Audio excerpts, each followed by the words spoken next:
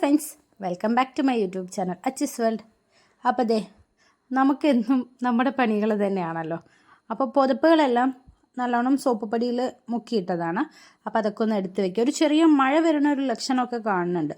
അപ്പോൾ പെട്ടെന്ന് തന്നെ പുതപ്പും താഴ്വണു കഴുകിയിട്ട പുതപ്പൊക്കെ നമുക്ക് എടുത്ത് വെച്ചിട്ട് പിന്നെ അടുത്ത പണികൾ ചെയ്യാം. നമുക്ക് വാഷിംഗ് മെഷീനൊന്നും ഇല്ല.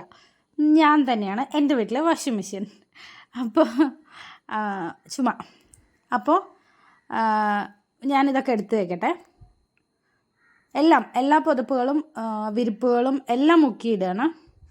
കാരണം ഏട്ടൻ മാലയിടാൻ പോവാണ്. ഏട്ടനും കുട്ടികളൊക്കെ മാലയിടാൻ പോവാണ്. ശബരിമല വൃശ്ചികം 1 അപ്പോൾ അതിന് മുന്നേ കുറച്ച് ക്ലീനിങ്ങും പരിപാടികളും പുതപ്പും വിരിപ്പും എല്ലാം ബെഡ്ഷീറ്റൊക്കെ മുക്കി നനയ്ക്കലും സോപ്പ് പൊടിയിലിട്ട് വയ്ക്കലൊക്കെ ആയിട്ട് അങ്ങനെ എല്ലാം ചെയ്ത് വെച്ചാണ്.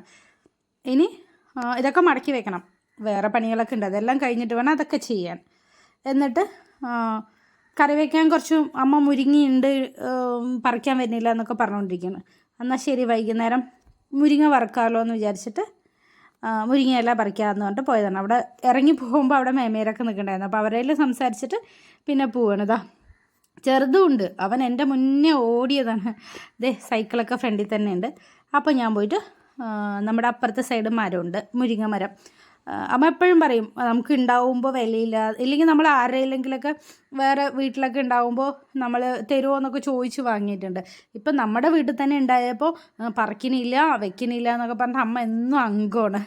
അപ്പോൾ ശരി എന്നാൽ പിന്നെ ഇന്ന് പറിക്കാമെന്ന് പറഞ്ഞിട്ട് കുറച്ചേ പറിക്കുള്ളൂ. ഞാനങ്ങനെ ഫുള്ള് ഇലയൊന്നും എടുക്കില്ല, അതിൻ്റെ തലപ്പിൽ കുറച്ച് ഇല മാത്രമേ എടുക്കുകയുള്ളൂ. അപ്പോൾ ഞാൻ പറിക്കാൻ വന്ന് നിൽക്കുമ്പോൾ എൻ്റെ മഞ്ജു ഉണ്ടായിരുന്നു. മഞ്ജു വർത്താനം പറഞ്ഞുകൊണ്ടിരിക്കുകയായിരുന്നു. അപ്പോൾ എത്തണില്ല. മഞ്ജുവും ഇടയ്ക്കിടയ്ക്ക് മുരിങ്ങയിലേൻ്റെ ആൾ തന്നെയാണ്. അവൾക്കും ഭയങ്കര ഇഷ്ടമാണ്. ഇടയ്ക്ക് പൊട്ടിക്കും. എനിക്കിങ്ങനെ മുരിങ്ങയില ഊരാൻ ഭയങ്കര മടിയാണ്. നമ്മൾ മുരിങ്ങയില ഇങ്ങനെ നുള്ളിയിടുന്നതിന് മുരിങ്ങയില ഊരുക എന്നാണ് പറയുക കേട്ടോ പാലക്കാട്. അപ്പോൾ മുരിങ്ങയില ഊരാൻ ഭയങ്കര മടിയായതുകൊണ്ട് ഇല്ലെങ്കിൽ അമ്മയുണ്ടെങ്കിൽ അമ്മ കടയിൽ നിന്ന് വന്നിട്ടില്ല, ഇല്ലെങ്കിൽ അമ്മയും മഞ്ജു എല്ലാവരും ഊരി തരും കേട്ടോ. ഞാൻ കുറച്ച് പറിച്ചിട്ട് വന്ന് അമ്മ ബാ എന്ന് പറഞ്ഞ് വിളിച്ചാൽ അമ്മ വരും. ഞാനും അമ്മയും മഞ്ജു ഒക്കെ കൂടി തന്നെയാണ് മുരിങ്ങയില ഊരാറ്. ഇന്നിപ്പോൾ അമ്മ കടയിൽ നിന്ന് വന്നില്ല, മഞ്ജു തുണിയൊക്കെ കഴിക്കണമെന്ന് പറഞ്ഞിട്ട് അവൾ കുളി കഴിഞ്ഞ് വന്ന് അവിടെ നിൽക്കണം. അപ്പോൾ ഇങ്ങനെ സംസാരിച്ചുകൊണ്ട് നിൽക്കണം. എനിക്ക് എത്തണില്ല. അപ്പോൾ ഞാൻ തിരുമണകല്ലിൻ്റെ അവിടെ തറവാട് വീട്ടിലെ തിരുമണകല്ല് അപ്പുറത്താണ്, കോഴിക്കോടിൻ്റെയൊക്കെ അപ്പുറത്ത് കോഴിക്കോടൊക്കെ ഉണ്ട്. എൻ്റെ കോഴിയൊക്കെ ഉണ്ട്. അയ്യോ, കണ്ണിലെന്തോ പൊടി പൊട്ടു. അതായത് നല്ല കാറ്റ് വീശാൻ തുടങ്ങി. തിരുമണകല്ലിൻ്റെ മുകളിൽ നിൽക്കുകയാണ്. മഴ വരുന്ന ലക്ഷണമൊക്കെ ഉണ്ട്. അപ്പോൾ ഞാൻ ഏകദേശം ഒരുവിധം മതി. നമുക്ക് വൈകുന്നേരത്തേക്ക് കുട്ടികളൊന്നും അങ്ങനെ മുരിങ്ങയിലൊന്നും കഴിക്കില്ല. അപൂർവമായിട്ട് കഴിച്ചാൽ കഴിച്ചു, ഇല്ലെങ്കിൽ ഇല്ല, അങ്ങനെയാണ്. അപ്പോൾ എനിക്കും ഏട്ടനെ ഉള്ളത് മാത്രം മതിയല്ലോ. അപ്പോൾ ഒരുപാടൊന്നും ഞാൻ പറിക്കില്ല, കുറച്ച് ആവശ്യത്തിന് പെട്ടെന്ന് ഊരിക്കഴിയാനുള്ളത് മാത്രമേ പറിക്കുള്ളൂ. നിറയെ പറിച്ചാൽ കുറേ സമയം ആവുമല്ലോ. പിന്നെ മുരിങ്ങയില കളയാൻ പാടില്ല എന്ന് പറയും, നമ്മൾ പറിച്ചിട്ട് കളയാൻ പാടില്ലല്ലോ. അപ്പോൾ ആവശ്യത്തിനുള്ളത് മാത്രം പറിക്കാമെന്ന് പറഞ്ഞിട്ട് ഇതാണ് ഏട്ടൻ്റെ വീടാണ്. അപ്പോൾ ഇപ്പുറത്തും ഫുള്ള് പാടങ്ങളും അപ്പുറത്തെ വീടും ചെറുതൊക്കെ മുകളിൽ പോയി നിൽക്കുകയാണ്. അങ്ങനെ മുരിങ്ങയില പറിച്ച് വന്നു. അപ്പോഴേക്കും നല്ല കാറ്റും ഇരുട്ടായ പോലെ, നല്ല രാത്രി ആയ പോലെയൊക്കെ മഴയും എല്ലാം വന്നുകൊണ്ടിരിക്കുന്നുണ്ട്.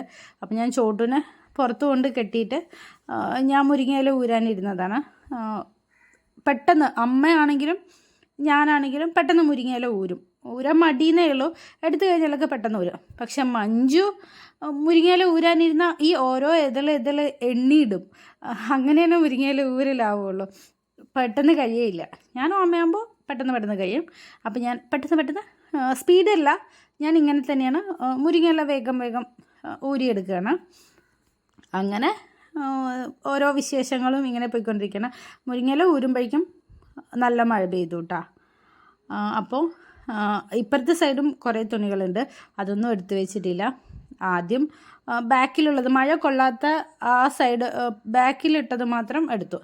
പിന്നെ ഇപ്പുറത്തെ സൈഡ് മഴ കൊള്ളാത്തതാണല്ലോ, അപ്പോൾ ഞാനങ്ങനെ പെട്ടെന്നൊന്നും എടുക്കില്ല. നല്ല കാറ്റൊക്കെ ഉള്ളതുകൊണ്ട് ക്ലിപ്പിട്ട് വെച്ചാൽ പിന്നെ അതൊന്നും വീഴുമൊന്നുമില്ല.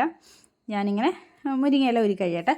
അപ്പോഴേക്കും ഞാൻ പറഞ്ഞില്ലേ നല്ല കാറ്റോടുകൂടി മഴ. അതായത് 2 ദിവസം മുന്നേ തലേന്നും എല്ലാം ഞാൻ എപ്പോഴും ചെടി നനയ്ക്കുകയല്ലേ, അപ്പോൾ ദൈവം അത് കണ്ടിട്ടായിരിക്കും മഴ പെയ്യിച്ചു എന്നൊക്കെ പറഞ്ഞിട്ട് കാറ്റത്തിൻ്റെ ഇങ്ങനെ ഈ മുത്തുമണികൾ ആടണ കണ്ടോ. എപ്പോഴും അങ്ങനെ തന്നെയാണ്. അല്ലെങ്കിലും നമ്മൾ നടക്കുമ്പോൾ തല തട്ടുമ്പോഴൊക്കെ ഇങ്ങനെ കിണീണി കിണീണി സൗണ്ട് ഉണ്ടായിക്കൊണ്ടേയിരിക്കും. അങ്ങനെ മഴയൊക്കെ എൻ്റെ ചെടി നനയ്ക്കൽ കാരണം മഴ പെയ്തല്ലോ. അപ്പോൾ മഴയെല്ലാം കഴിഞ്ഞിട്ട് മഴ പെയ്യുന്നുണ്ട്, കൂടുതലൊന്നുമില്ല, കുറച്ച് മഴ തന്നെ പെയ്തേ എന്നാലും ഞാൻ എൻ്റെ മുരിങ്ങയിലൊക്കെ കൊണ്ട് കഴുകി നമുക്കത് വറുത്തെടുത്താലോ.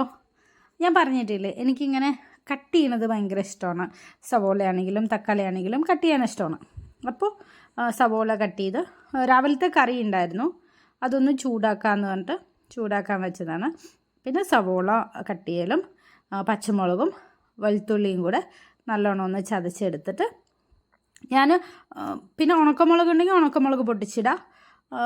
ഞാൻ കാന്താരി മുളകാണ് ഇട്ടത്. എന്നിട്ട് നല്ലോണം ഒന്ന് വഴറ്റിയെടുത്തതിന് ശേഷം നമ്മുടെ മുരിങ്ങയിലിടാം. മുരിങ്ങയിലിട്ട് ഒന്ന് മൂടി വെക്കണം, വെള്ളമൊന്നും ഒഴിക്കണ്ട. അതിൻ്റെ വെള്ളത്തിൽ തന്നെ കിടന്നൊന്ന് വെന്തോളും, പെട്ടെന്ന് വേവുമല്ലോ. പിന്നെ കുറച്ച് തേങ്ങ ചിരവി ഇടണം. കണ്ടില്ലേ ഞാൻ പറഞ്ഞില്ല, നിറച്ചും നമ്മൾ പറിച്ചാലും അതിങ്ങനെ കറിയാകുമ്പോഴേക്ക് ഇത്തിരി ആയിപ്പോവും. ഏട്ടന് ഭയങ്കര ഇഷ്ടമായി. അങ്ങനെ പെട്ടെന്നൊന്നും മുരിങ്ങയില നന്നായിട്ടുണ്ട് സൂപ്പറായിട്ടുണ്ടെന്നൊന്നും പറയാത്ത ആളാണ്. കറി ആയ ഉടനെ ഏട്ടൻ വന്നു. അപ്പോൾ ഏട്ടൻ വന്ന ഉടനെ കുറച്ച് വായിലിട്ട് നോക്കിയപ്പോൾ നല്ല ടേസ്റ്റ് ഉണ്ടല്ലോ എന്ന് പറഞ്ഞു. എന്നിട്ട് ആശാൻ നന്നായിട്ടുണ്ട് പറഞ്ഞു. സിമ്പിളായിട്ട് എത്ര പെട്ടെന്ന് ഉണ്ടാക്കാൻ പറ്റുമോ അത്രയും പെട്ടെന്ന് അത്രയും സിമ്പിളായിട്ടാണ് ഞാൻ മുരിങ്ങയില വറുത്തത്. ഞാൻ തേങ്ങ വറക്കുകയൊന്നും ചെയ്യില്ല, പച്ചയ്ക്ക് തന്നെയാണ് ഇടുക. അതാണ് നല്ല ടേസ്റ്റ്. വറുത്തിടുന്നവരും ഉണ്ട് കേട്ടോ, അതിന് എനിക്ക് ടേസ്റ്റ് അങ്ങനെ തോന്നിയിട്ടില്ല. ഞാൻ എപ്പോഴും ഇങ്ങനെ മുരിങ്ങ എല്ലാം വഴണ്ടതിന് ശേഷം നല്ലോണം തേങ്ങ ചിരവി ഇടുക ചെയ്യുക, പച്ചയ്ക്ക് തന്നെ. അത് കഴിഞ്ഞും കൂടെ അപ്പം തന്നെ ഓഫ് ചെയ്യും. അങ്ങനെ അപ്പോൾ തേങ്ങ ചിരവിയതിൻ്റെ ബാക്കി കുറച്ചുണ്ടായിരുന്നു.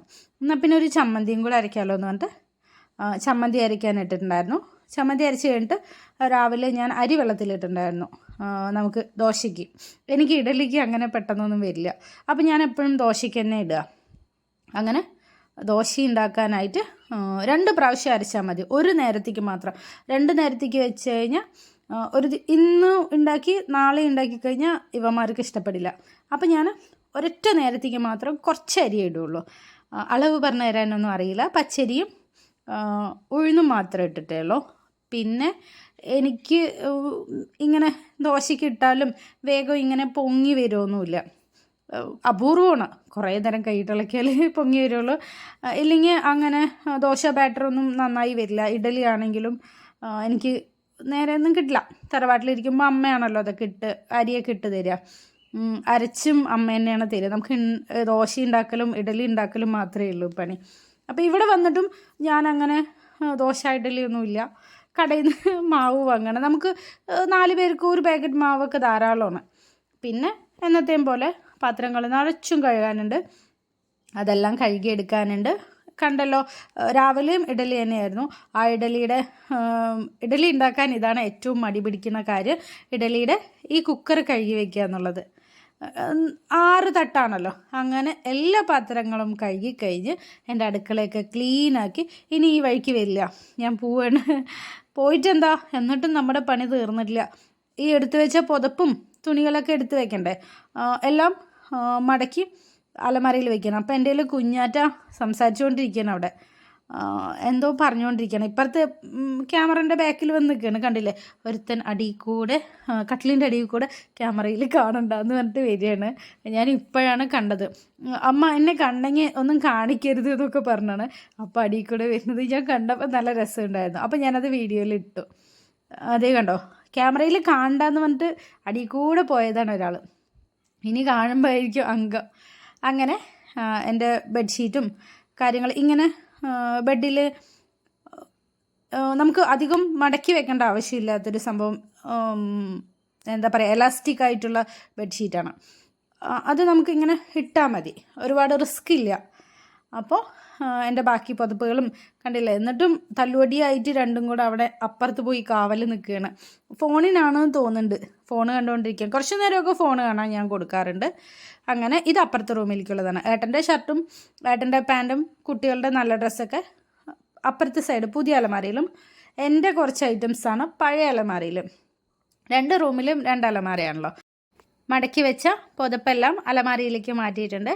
ഇനി ബെഡൊന്ന് തട്ടിക്കൊടിഞ്ഞ് കഴിഞ്ഞാൽ ഇത്രയേ ഉള്ളൂ വീഡിയോ. കണ്ടിഷ്ടപ്പെടുകയാണെങ്കിൽ സബ്സ്ക്രൈബ് ചെയ്ത് സപ്പോർട്ട് ചെയ്ത് ലൈക്ക് ചെയ്ത് കൂടെ കൂടണേ. അപ്പോൾ താങ്ക് യു.